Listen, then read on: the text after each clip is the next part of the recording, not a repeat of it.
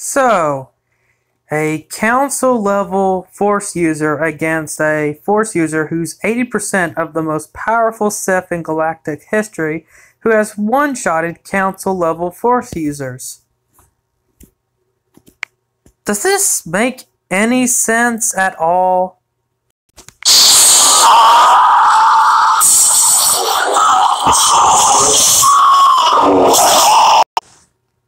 Of course it doesn't make any sense.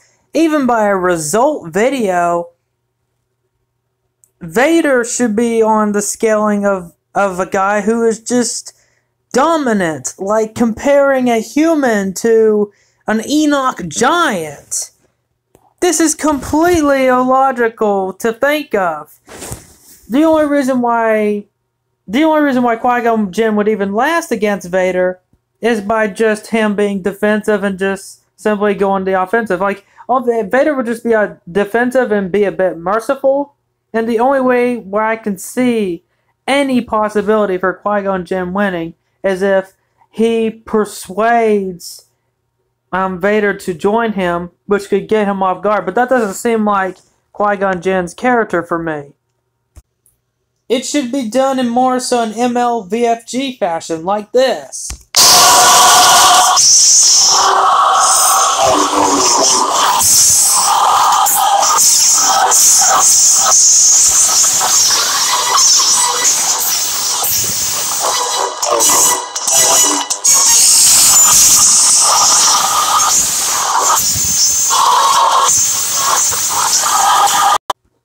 And I've got the perfect video for the job. The perfect guy for the job. Obi-Wan and Qui-Gon Jinn versus Pre-Suit Vader. Anakin Skywalker. To me, using Return of the Jedi Vader would be just way too powerful for Obi-Wan and Qui-Gon to handle. This guy is just way too much alone. Or almost way too much for them to handle. I think this would be well over enough for them to face on Naboo than face Suit Vader. Especially when you have someone who's 80% of someone who one-shots council level force users. Do I have to repeat myself on this? First things first. The physique. And the physique for Obi-Wan and Qui-Gon, well, it's pretty good, and though granted, Obi-Wan in the fight with Darth Maul just kept getting shrugged off a lot, while Qui-Gon was able to do some hits, some smacks, though I wouldn't say he was that much comparable to Maul in terms of physique, since Qui-Gon's past his prime a bit, and Obi-Wan's just beginning, or it's previous beginning, or whatever. So their physiques aren't really anything to brag about. So I wouldn't bother getting too into detail with it. As for Anakin's, well,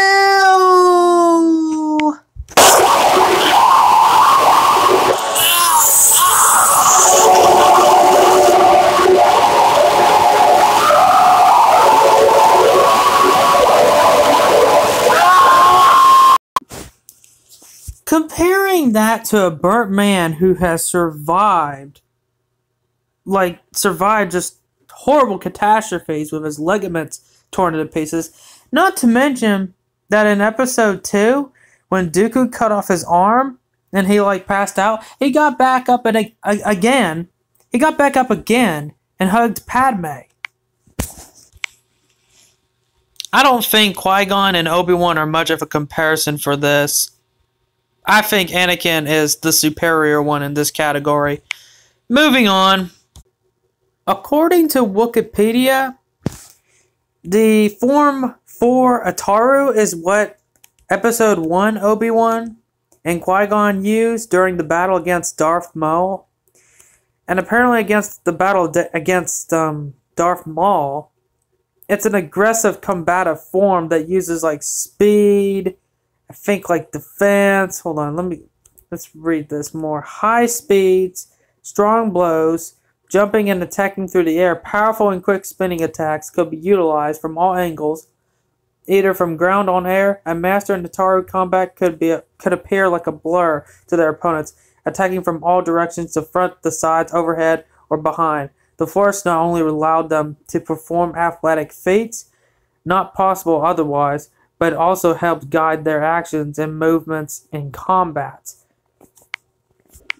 I think they used this more in an effective manner against Xanatos, who was a very powerful Force user, though the reason why it worked against him is because of how his strategy worked, how his strategy applied. It applied much differently than Darth Maul's, when Darth Maul was more so guiding him to the direction of what he wanted.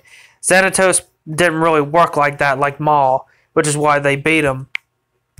However, the setback when using this against Anakin, even though Anakin's not really a good stage master, and he can get extremely carried away with his dark side tendencies, Anakin can be very effective with his offensive, somewhat defensive. As Qui-Gon Jinn does possess lack of foresight, and Obi-Wan is less of a good physique as he was previously before. The reason why Obi-Wan was able to tank so much hits from Anakin in Episode 3 is due to the fact of how battle-hardened he was, or how tough and out he has become during the Clone Wars, and maybe in between the 11-year gap of Episode 1 and Episode 2. This Obi-Wan is just more of a pipsqueak in taking out those hits in terms of like martial arts combat. And if Obi-Wan was shrugged off or killed off quickly, Qui-Gon Jinn would have a lack of foresight probably against Anakin's tricks and maneuvers in this category. The tricks would be more like this.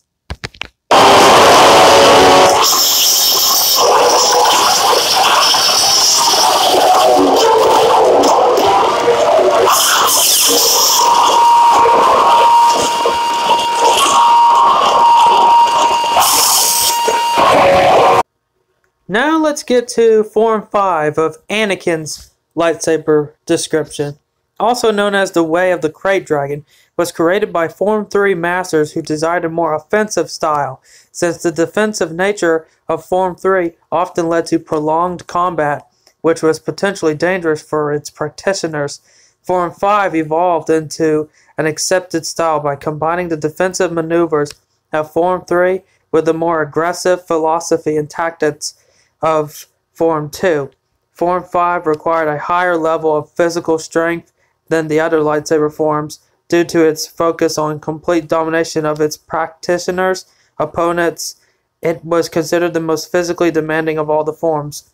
The form was developed alongside Ataru at the time when the Jedi were increasingly called upon to actively keep the peace.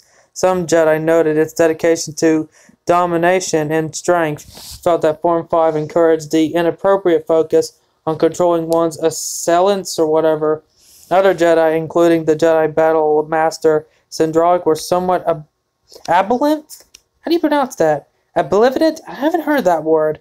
Requiring the form. Nevertheless, the form's proponents maintained, or purportants, or whatever, I forgot, that Form 5 was an effective and powerful tool for the Jedi Order. Form 5 had two distinct variations, Xian and Djemso, and most users had a preference for one or the other.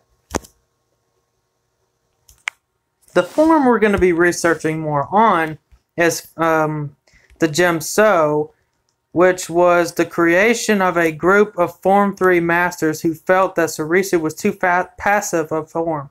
It addressed the shortcomings of Form 3, in which a Jedi Master could maintain a prolonged defense, but was likewise unable to overcome a skilled opponent. Utilizing a combination of blocks and parries, a Djemso user maintained a proper foundation of defensive against both ranged and melee attacks, whereas a Sarisu user stayed on the defensive and only counteract when necessary, and when an opening appeared in the opponent's defense, the Djemso practitioner was not a passive immediately after defending against opponent strikes. So a Djemso stylist followed an attack of their own, breaking the force of the opponent's own blow against them and seeking to dominate the duel. The gem so placed a heavy focus on brute strength and pure power, with wide, powerful attacks and parries, followed immediately by counterattacks. Basically, what needs to be said about this, Anakin focuses heavily on the offensive with this tactic. Not only that, it just requires, it's like it possesses, it's like a mix between Ataru and Sarisu combined. A fusion, if you say. And Anakin uses this to the most insane, crazy offensive. The craziest. Just goes all out, reckless. Like Yoda with Ataru. Except Yoda is very dependent on it due to his physique. Anakin is not. And he could have used other strategies against Episode 3 Obi-Wan, but just kept trying to break through to Sarisu like, boo, boo, boo, ah! But Anakin was still clever with his attacks and how he does it. Like with Count Dooku, when Count Dooku was trying to offer an offensive to him, Anakin used that to his advantage and grabbed his arms and cut his arms off, or his hands off. So he can use a lot of things to his advantage. He doesn't just use lightsaber combat into this category. He also uses other martial arts skills with kicks and hits. But does it necessarily mean that he can do that against Qui-Gon's offensives, which is heavily based on power attacks as well? May not be the same form, but still. Then again, Obi-Wan could come out a good distraction. But if Anakin does pull off a smack to his head, he could hit his head clean off, or at the very least, have Obi-Wan severely brain damaged and unconscious for the rest of the fight, and not even be 50% capable in fighting Anakin. So, yeah, not going to be a good category when you have a guy who pulls a bunch of tricks and sleeves here. However, if Anakin's arrogance does go overboard, off the rails, balls off the rails, crazy, he just loses it more than he ever has, they could have a potential chance. They could have a potential chance, an opportunity to seize this and hit him at a weak spot where he's not looking. Or, well, okay. What I mean by this is where he just releases himself, leaving him out in the open, where they could seize this as an opportunity. Pull a good manipulation trick if they can come up with one. Other than that, I don't see how they can win in this category. In terms of other attributes, Qui-Gon Jinn and Obi-Wan possess a pretty good range of force power, such as force barrier, force healing, telekinesis, telepathy, tutamenis. But besides from that, Anakin's got more. Force scream, pyrokinesis, telekinesis. He's got pretty good amounts. And he's got like dark side rage. While they may be more calm and they might have more control with their combative capability, unless if Qui-Gon dies first.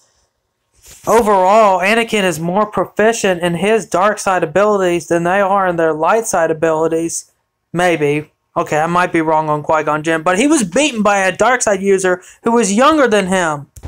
Not to mention that Anakin surpassed Episode 1 Obi-Wan, or is implied to, and has gotten so much more powerful, surpassing Episode 3 Obi-Wan, who is probably superior to Episode 1 Obi-Wan and Qui-Gon Jinn in an MLVFG battle. Anakin takes the cake here with no effort whatsoever. Okay, I wouldn't say they're completely out of the game in terms of force power, since Qui-Gon has been able to do something that Maul thought only Sidious was capable of. Though granted, Sidious was probably just toying with Maul and was heavily suppressed fighting him. Then again, if Qui-Gon Jinn can do at least that, that should be impressive in the long run. All in all, Obi-Wan and Qui-Gon Jinn versus Anakin Skywalker is this. when you've got to just strategize the best you could or can against this scenario, you've got to pull some major manipulation, but not overdo the taunt of Padme. You've got to be extremely careful with what you do, because if you mess up on this, he could explode more than what you did intend for him to go for. So you've got to be extremely careful in this scenario. I don't think they pull that off. They try to exploit the weakness, but he's dealt with this so many times before in his share time of battle. I don't think they can do this. I think Anakin's the victor by at least a 7.5 out of 10, if not an 8.5.